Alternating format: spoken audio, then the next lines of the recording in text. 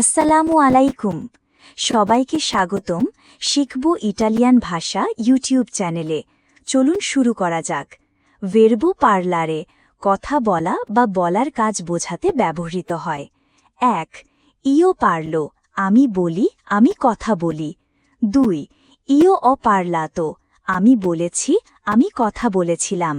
৩ ইও পারলের আমি বলবো ভবিষ্যতে।